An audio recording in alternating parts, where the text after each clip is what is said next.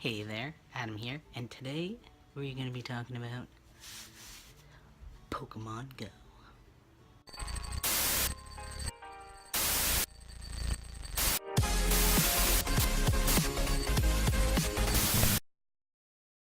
So basically, I'm going to be giving you some tips and tricks about the game.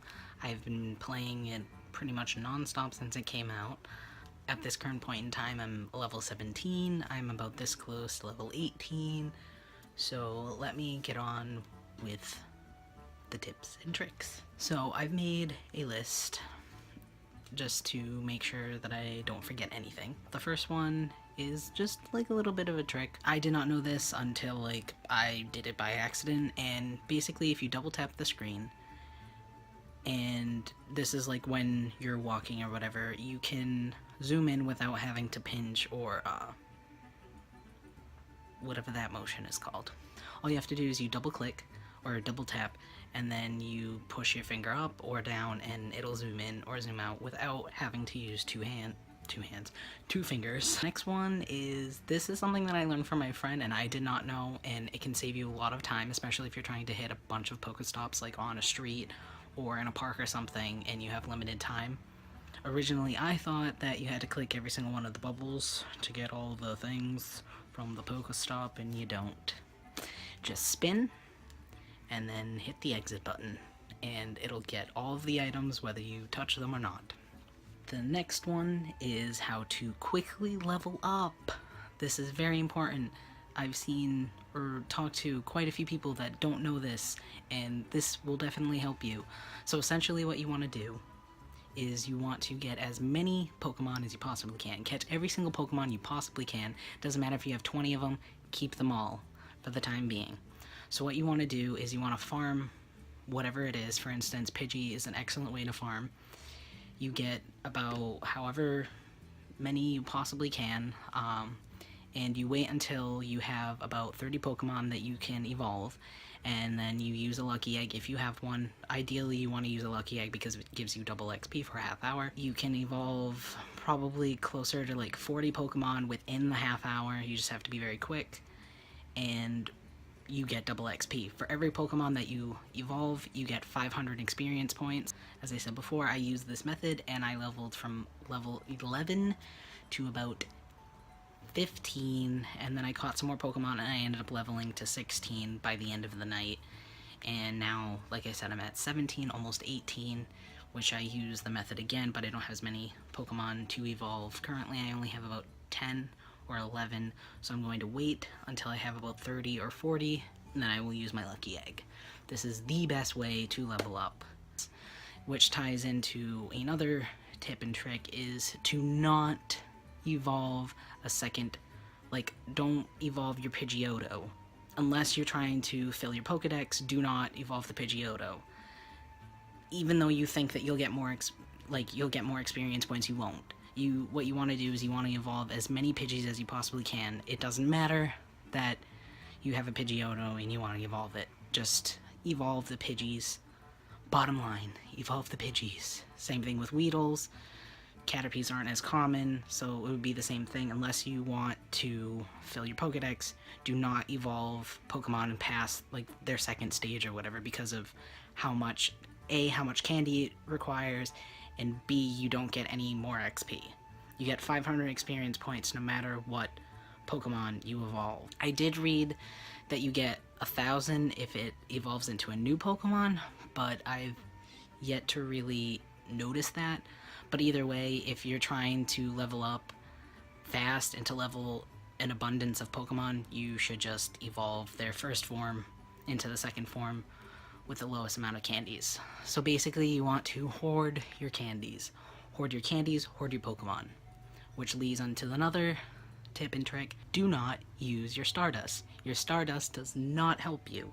Not when you're such a low level. Once you get higher, then you want to use your Stardust. But currently, if you're even if you're at level 14 or something, you don't want to use your Stardust because it's not going to help you. It's not going to level up your Pokemon enough for them to actually be useful later on.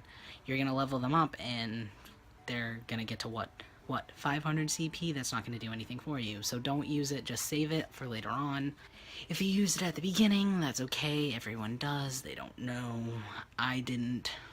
But now I do know. Transfer your lower CP once you've evolved everything. Once you've evolved as many as you possibly can, transfer the ones that are crappy. What I like to do is I like to save one of each Pokemon. I star them. Whatever the highest CP is, that's the Pokemon that stays. And then I transfer everything else. Obviously, if I can't evolve them. Please do not use curveballs. I know that curveballs sound really cool and they look really cool, but don't use a curveball. In the end, all it does is make it more difficult for you to catch the Pokemon. I believe it only gives you like 100 extra XP and it's not worth it. Just go for a great or an excellent and you'll be good. Another tip and trick is when you use your raspberries, every time a Pokemon jumps out of a Pokeball, you have to use another raspberry. It basically disables the one that you previously used. So basically every single time it jumps out, use a new raspberry. Another huge tip and trick, which is how I leveled up. About 2 nights ago, I went to a park nearby that has about 20 Pokestops in the entire park, and I went with a couple of friends, and what we did was we went to an area where there's 5 Pokestops total in like a little area. And what we did was there were lures down 24/7. If you can, put down lures so that way it helps out everyone, not just you, it helps out everyone, and that way chances are someone else is going to put a lure down once one goes away. And what you do is you walk from one to the other and you just keep going back and forth, pretty much within a couple minutes.